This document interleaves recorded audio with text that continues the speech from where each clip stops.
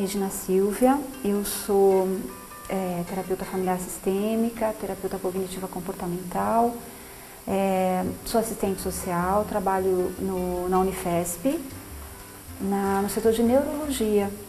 Então trabalho com pessoas que têm epilepsia de difícil controle há muitos anos e no consultório atendo questões mais ligadas à aprendizagem, né, com crianças, adolescentes, sempre envolvida no contexto da família, porque tanto as pessoas com epilepsia quanto as questões de aprendizagem, elas requerem os acompanhantes, os cuidadores, né? Então eu fui me aperfeiçoando um pouquinho nessa área, porque sem trabalhar a família, sem entender a família, a gente não conseguia ajudar, né?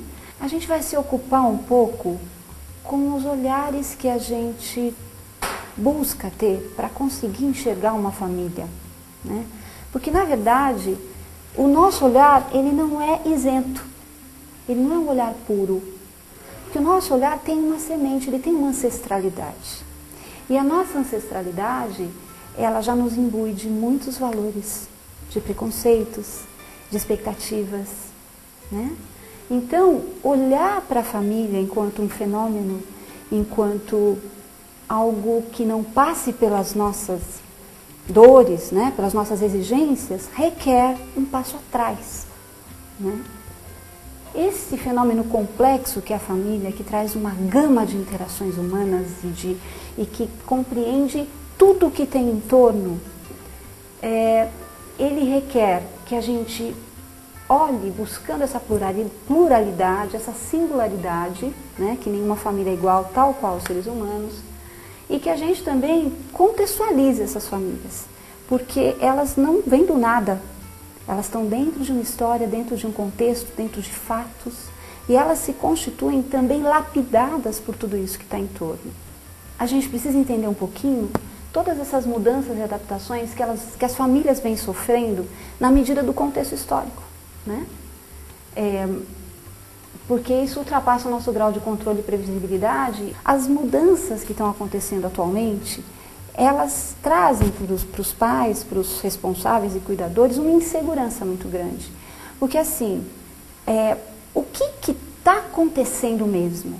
Né? Quando a Ana diz, a gente não está acertando a linguagem, porque hoje as crianças têm uma linguagem diferente, e a gente não sabe exatamente como captar essa necessidade que já surgiu no contexto histórico, a gente precisa usar os nossos mecanismos racionais e sensíveis para tentar conter esse avalanche.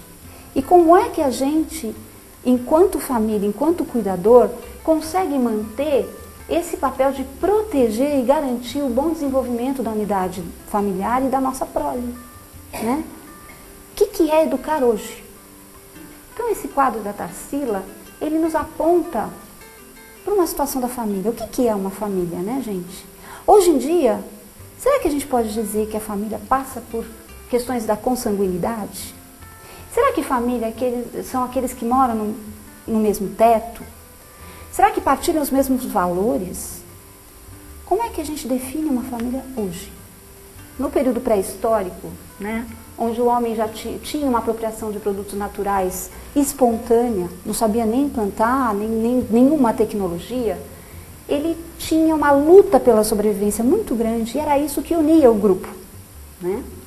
Então, assim, não existiam os casais. Uma mulher era para todos os homens e um homem era para todas as mulheres.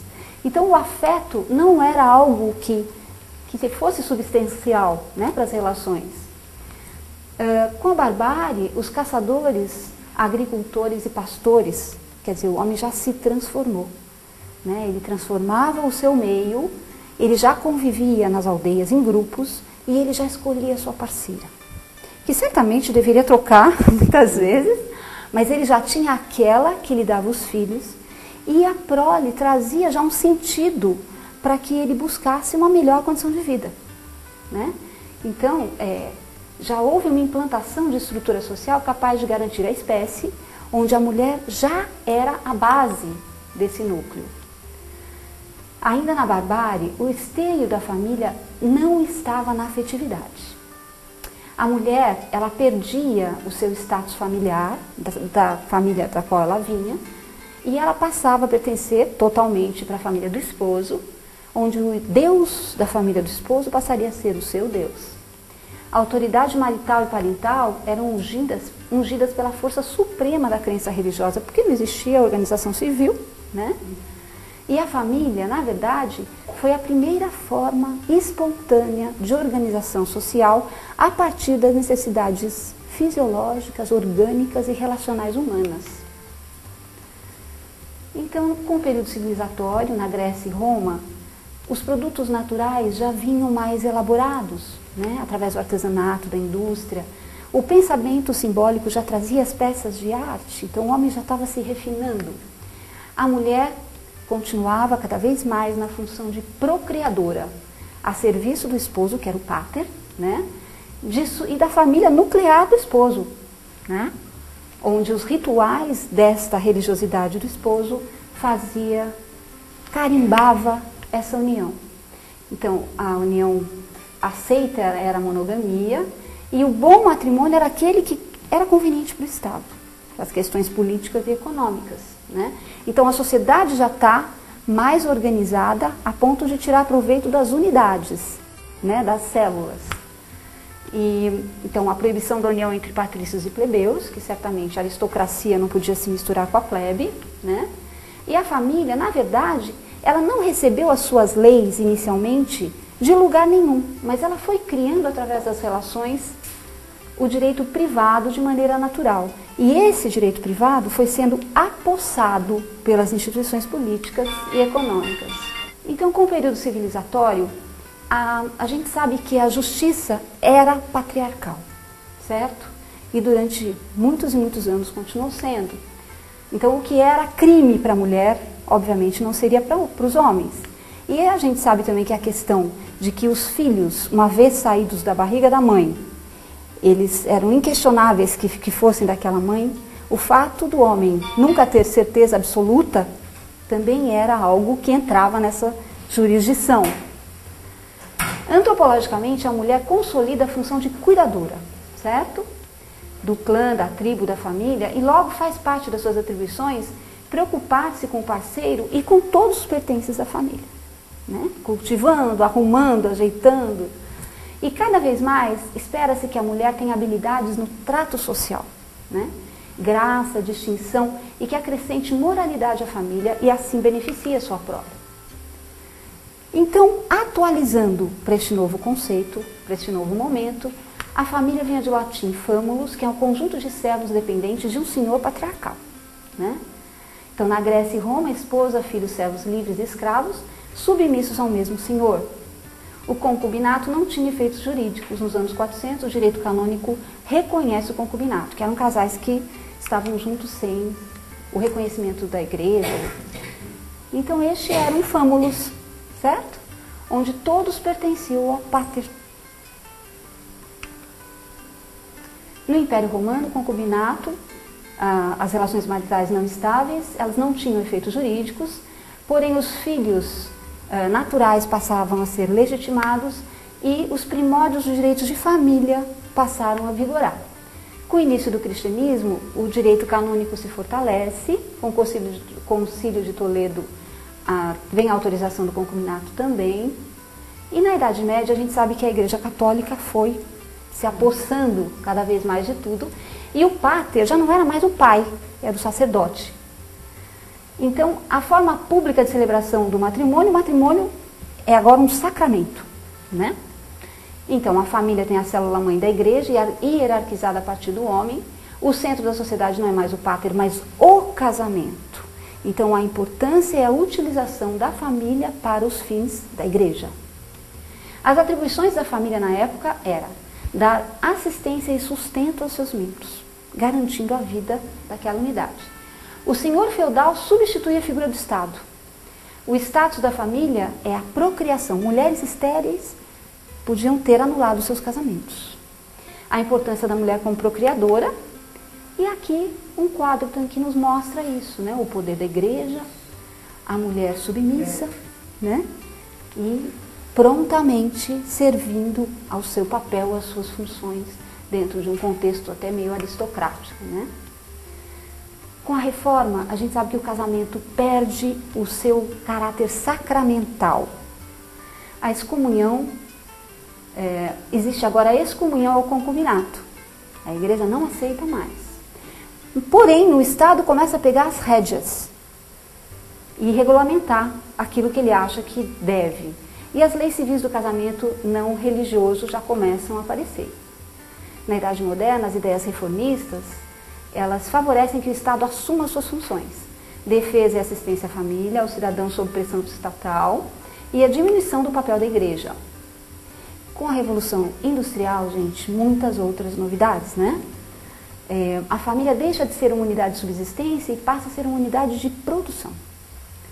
Então, a ênfase à função econômica, a família proletária, as mulheres e crianças tornam-se mão de obra barata, né? E a mulher, adentrando ao meio de trabalho, ela ganha novos turnos de trabalho e deixa de ser submissa, passando a ser explorada, muitas vezes violentada. E a revolução modifica, sim, muito intimamente as relações familiares, na medida que as crianças, obviamente, vão passar a ter menos cuidados, né? E as mulheres, apesar de toda a submissão, passam a reivindicar os seus direitos. Com a Revolução Francesa, né, a derrota do absolutismo e vitória dos revolucionários, adentram conceitos novos, né, de liberdade, de igualdade, fraternidade, e isso favorece a luta das mulheres. Então as mulheres passam a ter maior participação e alguma voz. E o direito civil ocupa um espaço maior, enquanto a igreja recua no seu poder. Então, os ideais de liberdade. E no pós-modernismo, se a característica da era moderna era a crença no progresso e na razão, na pós-moderna passa a ser o caráter romântico e sentimental, né? Então o casamento passa a reunir no mesmo tempo o projeto de amor, que se traduz pelo respeito carinhoso pelo outro, no interior de uma relação fraterna, duradoura e fiel, e ainda tendo que buscar o prazer sensual, sexual. E tudo isso até que a morte os separe. Então, iluminando um pouquinho este conceito, que estava implícito numa cerimônia de matrimônio, nas expectativas de ambos, as coisas são um pouco excludentes, né? Como é que a relação fraternal vai conviver a vida inteira com amor sexual e sensual? Quer dizer, são coisas que se excluem no dia a dia. E muito difícil a gente cumprir com isso, bem se vê tantos casamentos que foram se rompendo aí pelo meio do caminho. Então, no século XX, alguns dados importantes: a urbanização, industrialização, desenvolvimento das ciências, difusão da informação, estreitando as relações afetivas e quebrando um pouco a questão da moral, dos costumes, chocando, né? 1960 e 70, a revolução sexual, pílula anticoncepcional, flexibilizam conceitos morais e comportamentos. A independência econômica feminina, ela traz um maior número de separações, novas formas de relações afetivas, e a estrutura familiar, gente, teve que se flexibilizar e sair daqueles conceitos e padrões, porque senão ela não responderia a nada, né? Então ela estava buscando uma adaptação a todas essas novidades. Eu vou pular esse aqui. A família contemporânea, a contemporaneidade, ela traz uma desconstrução. Ela desacraliza a forma de pensar, onde observamos, no que tange a formação da família, que essa deixou de fundar-se na conveniência e passou a valorizar mais a afetividade, alterando significativamente o sentido das escolhas e da vida conjugal. O formato mais plural e menos tradicional conservador, mais humanizada, mais democrática e flexível, onde existe uma valorização do ser humano e maior espaço para singularidades, para aquilo que não é tão normal, né? Tão esperado. Um conceito jurídico, né, de família contemporânea, na família contemporânea, que é um fenômeno de grupo que subsiste pela diferença e pela satisfação de necessidades diversas, dentro da amplitude do quadro social, que se transforma no tempo, nas funções, nas estruturas, e continuará sempre a se transformar, certamente agrupando novas formas, impondo novos contornos, oriundos das transformações históricas e ideológicas. O principal papel da família é dar suporte emocional ao indivíduo. Vejam que não é só mantê-los vivos, né? Isso é uma mudança substancial. E o fato das famílias hoje serem menores favorece uma flexibilidade, uma intercambiabilidade de papéis e mais intensidade nos cuidados, né? E nos laços afetivos. E segundo as unidades de família vistas no Brasil, nós temos algumas composições, né, hoje em dia. Então, a entidade familiar, que é a família tradicional, casais com filhos ou sem filhos. A família monoparental, que é a família que tem um progenitor apenas, ou porque é separado, ou porque viúvo, né, ou porque decidiu ter uma gravidez in vitro, independente, né? Ou porque adotou uma criança. Então nós temos todas essas possibilidades para a família monoparental. E vejam que no Brasil 82% das famílias monoparentais são constituídas de mulheres, mães, né?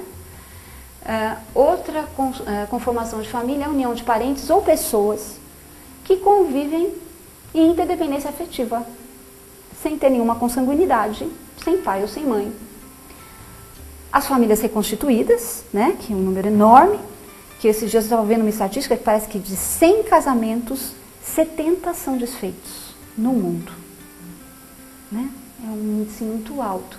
Então o número de famílias reconstituídas no Brasil deve ser enorme. Né? Então a união de um casal com mais de um de seus membros, tendo pelo menos um filho do vínculo anterior. As uniões homoafetivas, que hoje já são uma realidade, consolidadas ou não pela lei, né, em determinados países. As pessoas sem laços de parentesco nenhum, que começam a morar juntos. E comunidades afetivas, filhos de criação, pessoas que se organizam e moram em pequenas comunidades. Então nós temos todos esses formatos de família hoje. Né?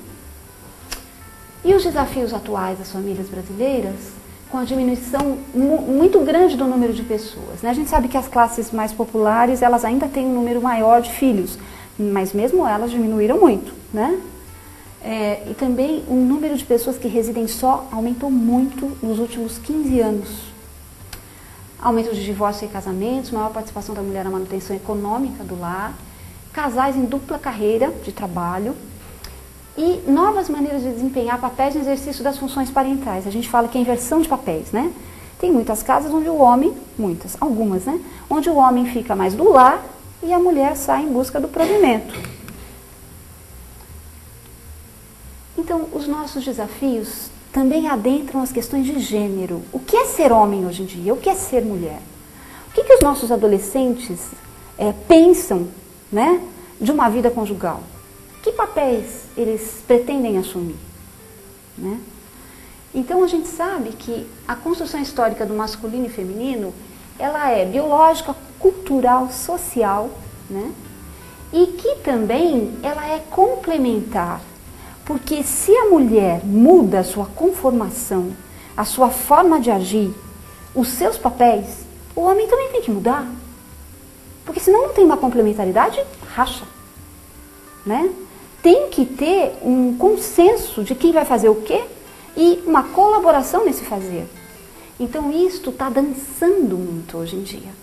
As mulheres ocupando papéis de poder, buscando se diferenciar, se destacar, sair da submissão e muitas vezes de uma forma bastante agressiva, saem de um polo e querem ir para o outro. Né? E os homens muitas vezes perdidos nesse inteirinho, né, sem saber. Então, a tecnologia e a globalização alterando as concepções do feminino e masculino, mudando essas crenças, valores, propiciando a ruptura de determinadas formas relacionais, alterando hábitos e expectativas. Novas atribuições femininas, expressas a partir das necessidades e lacunas sociais, trazem novas formas de desempenho de papéis. Né? Então, um número muito grande de mulheres, hoje em dia, tem filhos depois dos 35 anos. Porque priorizam a questão profissional. E não dá mesmo, né, para você avançar tanto se você quer cuidar bem desses filhos e não tem uma rede que te ajude. Então isso já é uma mudança recente, né, de 20 anos para cá. Alteração dos papéis de ambos, gerando crise de masculinidade. Além da igualdade de direitos, as mulheres querem homens mais suaves, devendo estes reformular seus papéis no casamento, na família e na sociedade. Né? Então, assim, como é que esse homem vai agradar? A quem ele vai agradar? Né? Tá difícil. Os pais da atualidade vêm demonstrando maior desejo de aproximação com os filhos. Ainda estão envolvidos com tarefas de autoridade e disciplina e menos familiarizados na interação direta com os filhos no cotidiano, menos do que as mulheres, certamente. E também o comportamento, ele tem uma previsão geracional, né? Se meu pai, meu avô, a minha família não fez isso, como é para mim inaugurar um modelo novo? É romper com algum pano, com algum véu, com alguma parede, né? Enfrentam contradições ainda no âmbito legal no tocante ao exercício da paternidade. Gente, é tudo desafiante. Atendi vários casais recém-casados tentando organizar essa vida familiar e com muita dificuldade de achar um nós. Então, assim, no final de semana ela tinha o cabeleireiro, ela tinha o passeio com as amigas, ela tinha a família de origem dela, ele tinha o golfe, ele tinha a tese, e cadê o nós? Nem no supermercado eles conseguiam fazer o nós. Então essa é uma dificuldade dessa geração. Acho que vocês já ouviram falar no Bauman, que é um sociólogo bastante atual, estudiosíssimo, escreve muito. Ele aponta para os nossos tempos como uma modernidade líquida, geradora de relações fluidas, que não vigoram, cujos laços de amor também são líquidos, tanto nos relacionamentos pessoais e familiares, quanto no convívio social com estranhos. E ele é um estudioso dessa questão econômica, industrial. Então ele fala que esses modos que a gente assumiu em termos do descarte das coisas, né? Como é rápido a gente comprar, consumir e descartar. E que isso se traduz também nas relações. Que fica muito fácil a gente trocar, que a gente sai em busca da velocidade, da quantidade, em detrimento da qualidade e da profundidade. Então é muito mais fácil eu me conectar com a rede num botão, com a rede social, computador, porque é muito mais fácil eu me desconectar. Então fica o paradoxo, eu quero me relacionar, quero, mas até onde? Até quanto? E essa ambiguidade afasta esses jovens do desafio do relacionamento. Os vínculos que se formam são vínculos líquidos. Eles se rompem. Eles não sustentam uma família há muito tempo. Eles não sustentam o cuidado de algo, de alguém. Então vejam como está difícil imaginar uma família tradicional para quem está vivendo nessa época, para quem tem 15, 20, 18 e faz parte de todo esse arsenal. O casamento não é uma instituição falida, mas abalada pela desconstrução da ideologia do amor romântico e de todos esses itens em mudança que a gente está tentando abordar. Então, atualmente se preconiza a satisfação de desejos individuais, né, em termos de atração, sexualidade e amor. E isso traz também a sua contrapartida. Os ideais individuais entrando em conflito com os ideais de cooperação, e isso traz uma dificuldade muito grande na divisão de papéis, na liderança, né? A luta pelo poder na constituição da família, ela é fato, né? Quando o casal se faz, quem é que vai fazer o quê, quem é que vai pagar o quê, quem que vai assumir quais funções, e quem é que vai fazer aquilo que ninguém gosta de fazer. Se ambos têm mais poder, né? É provável que em nenhum outro período da história da humanidade tenha ocorrido tantas e tão significativas mudanças nas relações familiares e no comportamento humano em geral como em nossa época. Então, as pessoas estão muito diferentes, né? E olhando a vida e fazendo a vida de uma forma diferente, com valores, necessidades, expressando ousadamente os seus desejos, né? A sua forma de viver. E isso tudo causando muito movimento. Famílias, né? Plural, pois não há um conceito que dê conta da complexidade. Aceitar a singularidade requer aceitar a diversidade. A família está em crise ou o modelo tradicional de família está em crise? Como está o poder de adaptação dessas nossas famílias? Então, Minuchin, que foi um grande terapeuta familiar, ele diz que a família, como um sistema sociocultural aberto, ela enfrenta continuamente exigências de mudança. Essas exigências são incentivadas por mudanças biopsicossociais em um ou mais de seus membros e por vários inputs do sistema social no qual cada família está assimilada. E nós que trabalhamos com família, não podemos deixar de ver a família que não como um ecossistema, onde a mudança em alguma das partes vai interferir absurdamente no todo, quer na água do mar, quer na pedra onde pousam os ovos, né? Qualquer mudança vai interferir nas relações porque tudo está interagindo nesse ecossistema, certo? Então, por isso a complexidade. Quando a gente vai cuidar de uma família, atender uma família, compreender, mesmo que seja um problema bastante pontual, a gente tem que ter um olhar muito amplo, contextualizado, para ver o que é que pode estar, quais os fatores que estão relacionados a isso. Porque a família, gente, é um sistema vivo, né? Aberto, dinâmico e rico de interações. A mudança em uma das partes altera o todo. O todo é muito maior do que a soma das partes. A gente não pode ser linear quando a gente vê uma família. 1 mais 1 não é 2. O nosso raciocínio tem que ser circular. Ele tem que buscar outras formas que não só a linearidade, que também compõe. E está em constante transformação. A família é uma matriz de identidade, porque nós saímos da nossa família com um molde, ainda a ser constituído, mas temos um modelo.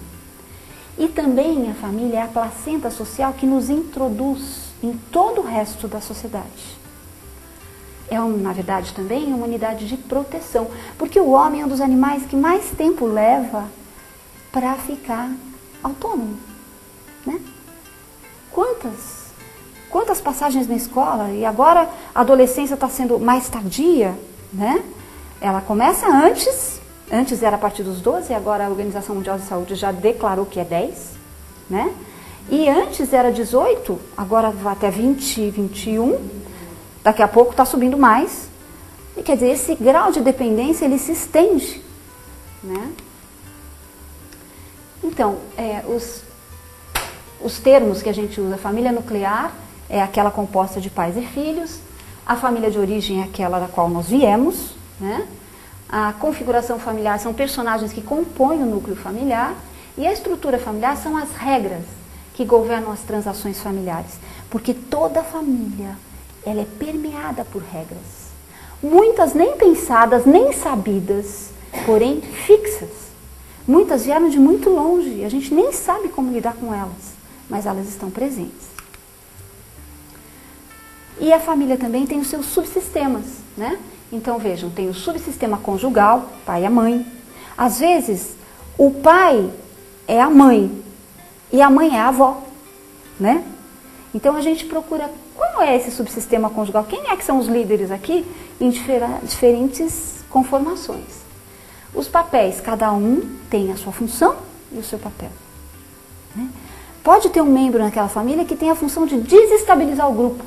A maior função é essa. E pode ter o outro em contrapartida que está sempre segurando, botando o dedinho no buraco, né? As regras, essas é que definem quem participa de cada subsistema e de que maneira o faz. Então são as regras que mantêm esta família deste jeito. A família é um sistema emocional que se move através do tempo. Então, gente, mesmo que a gente fala, não, eu não gosto muito de mudança, às vezes a gente atende algumas pessoas assim, né? Não, a gente é muito tradicional, a gente faz tudo como sempre foi. Não, mas a gente dá um jeito de amenizar, de equilibrar. Mas a vida não perdoa, porque tem as fases, os ciclos de vida. E cada ciclo de vida nos empurra para uma dança, né? Então, as famílias que têm uma criança pequena, as famílias que têm um adolescente, que têm um idoso que está doente, elas vão se deparar com questões diferentes. Porque o adolescente mobiliza nos pais determinados sentimentos. ele instiga, ele critica, ele traz o novo para dentro de casa, ele quer ver a regra do outro, comparar com a nossa. A criança, ela nos pega em outra situação, ela exige de nós um outro movimento, uma outra sensibilidade. Então, os ciclos de vida pelo qual a família está é um detalhe muito importante que qualquer profissional que trabalha com gente deve se ater, né? Então, lançando os filhos seguindo em frente, né? A fase do ninho vazio, as famílias em estágio tardio, quando perde as pessoas. E cada mudança de ciclo, gente, é um estressor, porque ela requer um movimento. E fora ainda as questões imprevisíveis, né? Morte na família, separações, divórcio, qualquer coisa mais pontiaguda, doenças crônicas, é um estressor. As redes sociais aqui não são as redes ditas da internet, mas assim, na verdade, a família, o que nos influencia não se restringe só à nossa família nuclear ou de origem. A gente também sofre influência de uma rede afetiva mais próxima. Às vezes aquela pessoa, aquela amiga, aquela vizinha, aquela madrinha, que também tem uma participação importante na nossa forma de ser, né?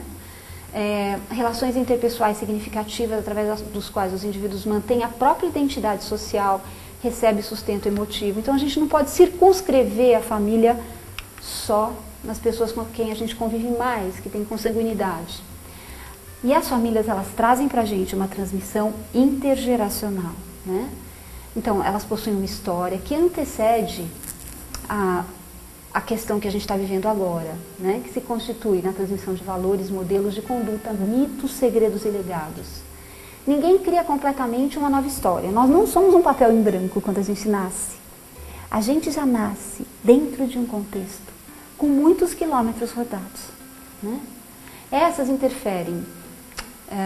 antigas gerações interferem desde as escolhas dos nossos parceiros, que são escolhas inconscientes. Ninguém escolhe o parceiro de uma maneira muito racional, né, gente? Não dá, porque o nosso coração comanda, né? E isto é inconsciente. Desde a escolha dos nossos parceiros, até muitas vezes o estilo de relação que a gente acaba criando, elas têm a ver com essa transmissão intergeracional, com padrões de repetição inconscientes que a gente constituiu através do que a gente recebeu. Isto vem também através dos nossos mitos, né? Que é um conjunto de crenças transmitidos através da memória familiar, selecionada pelos nossos antepassados. E a gente sabe que essa memória, ela é como um álbum feito. A gente não recebe uma cascata da nossa mãe, do nosso pai, de todos os fatos, todas as dores, todas as histórias que eles viveram. A gente recebe histórias transformadas, mudadas, alguma com moral assim, bem específica, bem arrumadinhas, porque nem tudo é para ser passado, né? Muito embora inconscientemente venham muitas outras coisas, tem uma questão que é muito arrumadinha. Então, os mitos, eles asseguram a sobrevivência moral, social e identidade do grupo. Eles têm um caráter defensivo que é utilizado quando o grupo está ameaçado por alguma questão externa. Então, e os segredos na família, gente, geralmente são focos de muita rigidez. Onde tem um segredo, tem geralmente uma dor muito grande, uma vivência muito terrível e que não conseguiu ser elaborada por aquele grupo, né? Então, os segredos, eles podem ter níveis individual, quer dizer, pode ser que o grupo inteiro saiba que é um segredo, né? Pode ser que algumas pessoas tenham sido excluídas daquela informação, ou apenas uma, né? Então, uma pergunta que a gente costuma fazer: quem é que está sendo protegido por esse segredo? Alguém? O grupo? O receio de que alguém repita aquela situação? Então, trabalhar com família é pelo menos tentar abrir as janelas do segredo, com todo respeito, com todo cuidado, mas sabe-se que onde há muita rigidez, onde há muita escuridão, não há de ser o lugar mais saudável, né, da família. Então, e os segredos denotam a dificuldade em expor ou comentar um fato pela dificuldade de simbolizar, de elaborar a situação.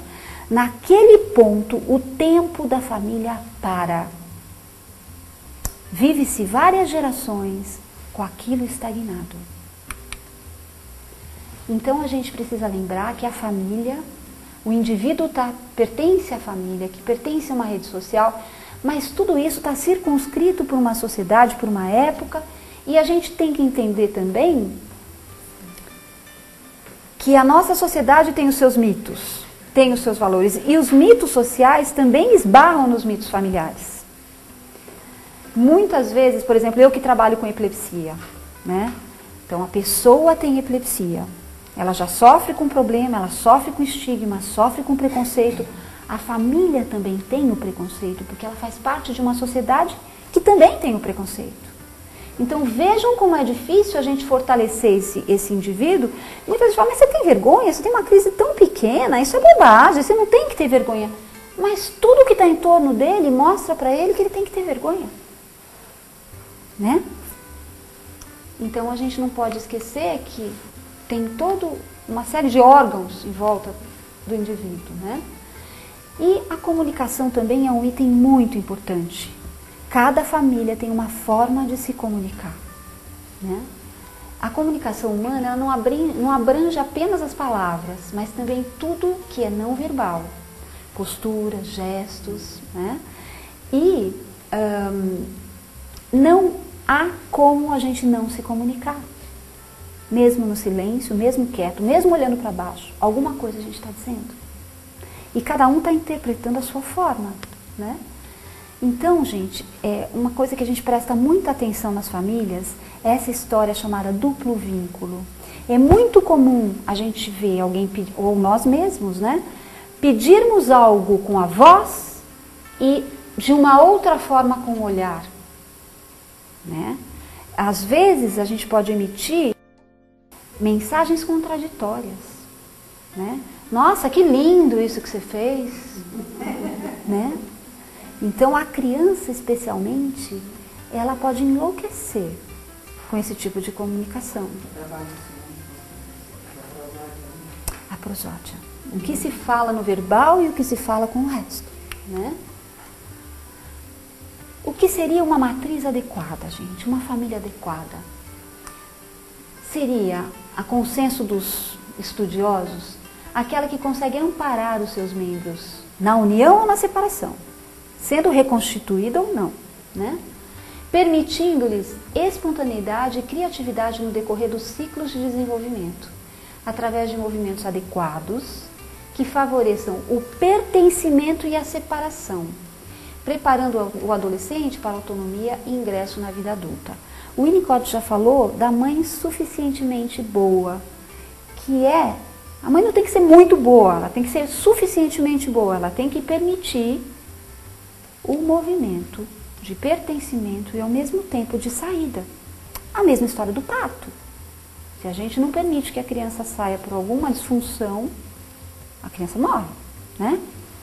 Então, este movimento, ao gerar, ao educar, ao criar, na evolução, também é necessário. Então, os pais, o ideal seria que houvesse igualdade de poder entre os cônjuges, cada um no seu papel, na sua função, mas com igualdade de poder. Ampla expressão de ideias e afetos. Então, isso que a gente falou do segredo. O segredo requer escuro, requer panos, esconderijo. Então, quanto mais a gente pode expressar a nossa dor, até a nossa raiva numa certa medida, né? São emoções, são sentimentos, são coisas necessárias para a relação. Tem que existir um equilíbrio entre limite e permissividade, né? Muitas famílias, muitos de nós oscilam muitas vezes, oscilamos, né? Entre ora muito para cá, ora muito para lá, e as crianças não têm o meio, né? Ficam sem a proteção. A história familiar poder ser compartilhada, incentiva a autonomia respeitando as necessidades de cada um e não ser isolado, participar, né? Não ser um grupo isolado. Então, uma matriz adequada, ela também educa para a autonomia, né?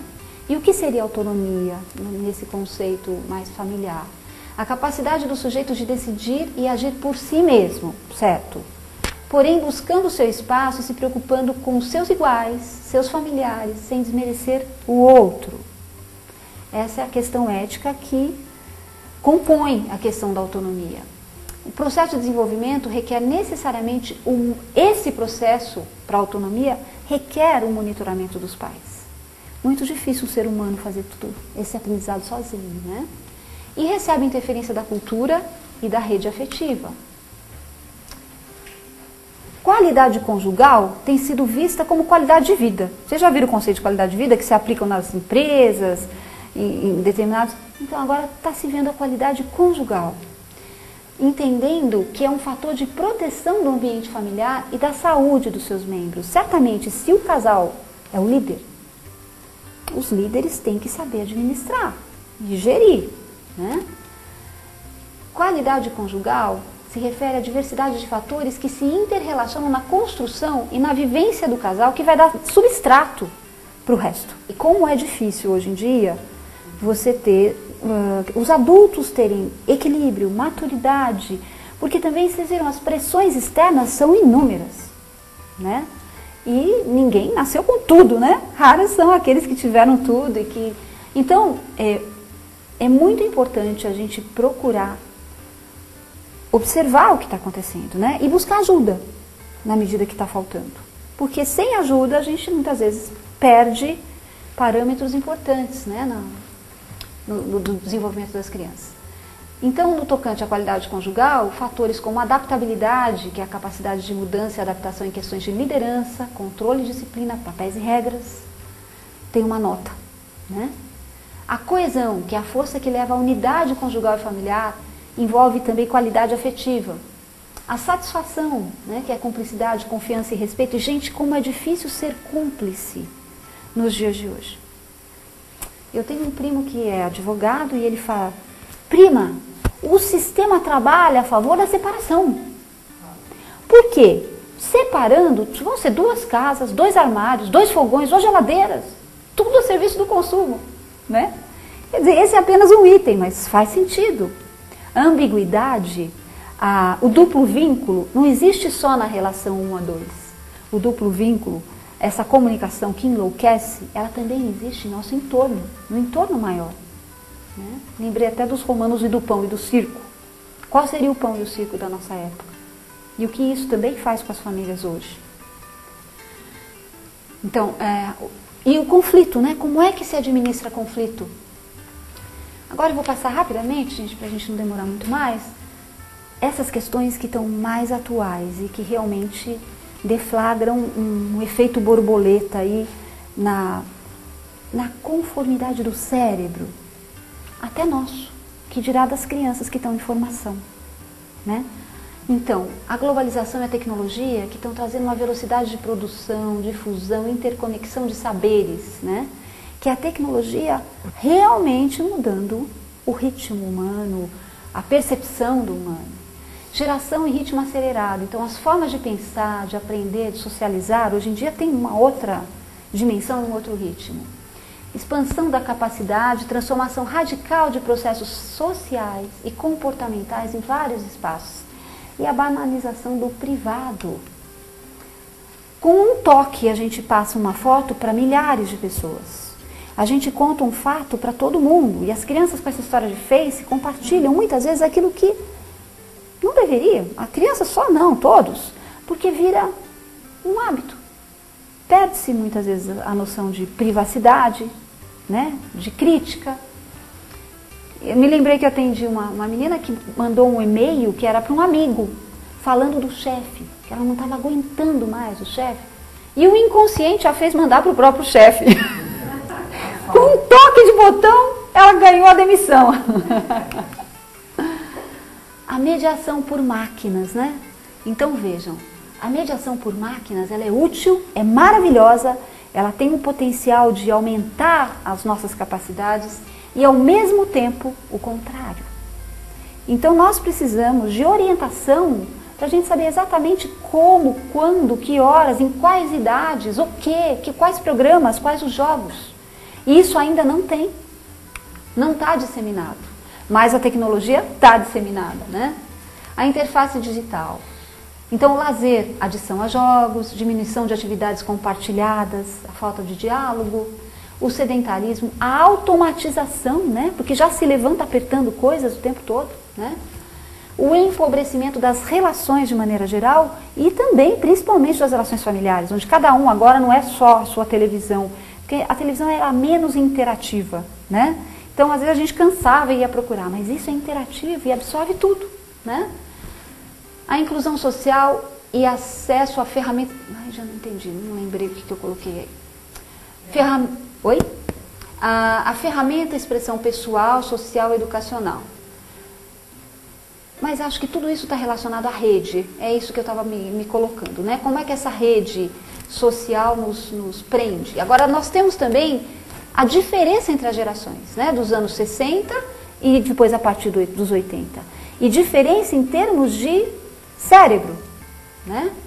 Então, aqui, como a família dos Simpsons ainda, né? Busca da individualidade sem perda da convivência do grupo, procura de liberdade, ruptura com as gerações anteriores, mas prefere ainda um lazer coletivo e menos virtual. Agora, a geração Y, né? A geração da NET, eles estão sempre em busca de novas tecnologias. Qual foi a última coisa que saiu? Isso motiva e delimita todo o foco de atenção. Né? O próprio cérebro pede mais. E ao ver aquele objeto, fica maravilhado. Né? Procura informação fácil e imediata. Quer dizer, é aquela coisa da gente ler jornal. Não, tudo que é mais rápido, mais sintético, já deu para saber. Prefere computadores a livros, né? Até na questão tátil. Digitam ao invés de escrever. E é uma outra linguagem, né? São outras palavras, né? Vivem em redes de relacionamento, porque não dá para não estar, faz parte do ser, né? Tem nessa conectividade o lazer individual, tanto no aprender, no trabalhar e no divertir-se. E fica a pergunta, a partir de qual idade a gente deve ir delegando essas tecnologias? É engraçado, eu tenho reunião tanto com a professora alfabetizadora quanto com a professora de informática. Tá? Então, a nossa alfabetização é com letra por cima, a criança é obrigada a fazer todo o movimento, né, letra bastante, que é mais assim. É incrível como, às vezes, determinadas crianças têm uma habilidade terrível de regular, né, com o mouse, e, às vezes, há dificuldade na parte motora para a parte do ser. Pois ela está desenvolvendo no seu dia a dia, com a sua motivação, em todo o universo social dela, isto.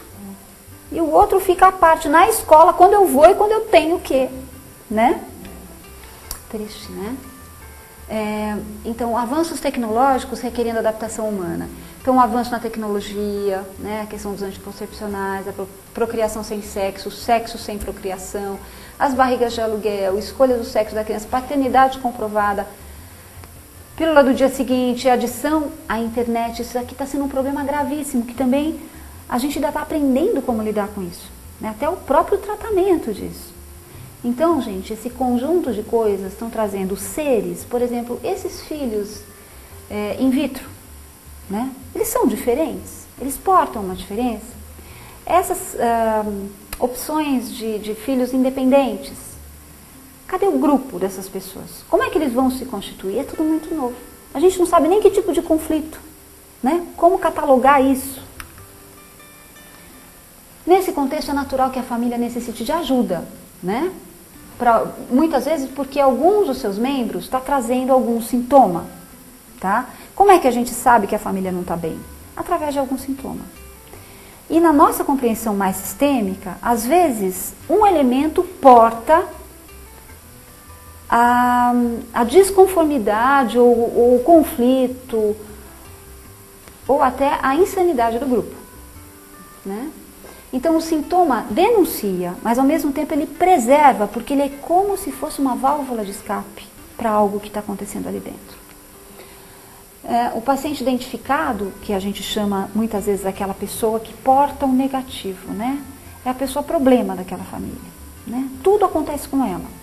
Então, muitas vezes a gente entende que ela é uma pessoa identificada com o negativo.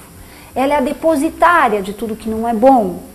E muitas vezes ela é a pessoa mais forte do grupo, porque ela aguenta isso. Muito embora ela tenha os sintomas dela, as dores dela, ela fica num lugar de muita desvantagem e não é porque é fraca, é porque é forte afetivamente. Então, e muitas vezes as crianças perturbadas, elas podem estar traduzindo tensões de outros subsistemas familiares. Isso pode acontecer com adolescente, pode acontecer com qualquer um, né? O papel do terapeuta familiar, então, para que uma família seja tratada, é preciso que ela queira e que se sinta corresponsável pelo problema que é vivido pelos seus membros, né? É trabalho do terapeuta contextualizar, acolher e auxiliar na identificação, planejar e consolidar as mudanças, preocupado, sim, em observar a comunicação dessa família, o grau de rigidez, a capacidade de resolver problemas. Gente, resolução de problemas é uma coisa que a gente treina com todos no consultório, né? Então a gente senta com a família e fala, tá, qual é o problema que nós vamos eleger hoje? O problema é que a gente não sabe se vai vender essa casa. Ninguém consegue conversar, ninguém consegue se entender. Então a gente põe na lousa o problema, né? E aí, como é que quais as opções? Aí todo mundo fala, até o cachorro fala qual a opção que ele tem para resolver aquele problema. Então, e agora nós vamos pensar junto. Quais dessas opções seriam viáveis ou inviáveis? E vamos colocar primeira, segunda... E vamos escolher? Vamos votar? Vamos chegar a um consenso? Na verdade, a ansiedade, o conflito, a angústia não permite esse processo racional, né? São muitas coisas que permeiam. E certa vez eu atendi uma família reconstituída, na verdade. O menino estava trazendo comportamentos muito desafiantes para a escola. Então, outro fato que a gente precisa verificar é a hierarquia. Como é que está? Porque assim, uma família tem que ter suas figuras hierárquicas, né? A sua composição, a liderança, a manifestação do afeto ou da agressividade, a questão da individuação. Tem famílias que são tão coesas que elas não permitem que o outro seja o outro, né? O outro tem que estar sempre atrelado a mim. Ele não pode ir muito longe, porque eu corro o risco de perdê-lo, né? E assim, procurar envolver a família inteira, pensar a educação como responsabilidade compartilhada, conhecer e mobilizar as redes quando a gente percebe que as pessoas não estão sendo suficientes para dar conta daquela demanda. Então, quais as outras pessoas que podem compor, né, para ajudar naquilo que tem que ser feito, para criar essa criança, para enfrentar essa dificuldade? E lembrando que período de crise é uma oportunidade para novas configurações, né? E que a mudança, ela requer uma quebra. Não existe mudança se a gente não quebra aquilo que está posto, né? Isso requer flexibilidade. E as intervenções, então, procuram dar sentido e descobrir áreas de competência da família, porque muito embora, apesar de toda a doença, nós, seres humanos, sempre temos as nossas competências, ou na nossa rede, ou dentro da gente. Se por hora a gente faliu, a gente tem que ir atrás disso, né? Porque tudo está dentro do nosso sistema. E o trabalho com famílias tem um poder profilático, preventivo, e evita muitas vezes que outros sintomas acabem eclodindo naquele mesmo grupo, porque a gente entende que isso tudo tem uma raiz naquele contexto, tá? E é a transformação da vida que a gente não para e que está à mercê, e que muitas vezes a gente precisa conduzir enquanto professores, enquanto pais, enquanto avós, e às vezes enquanto pessoas também, né?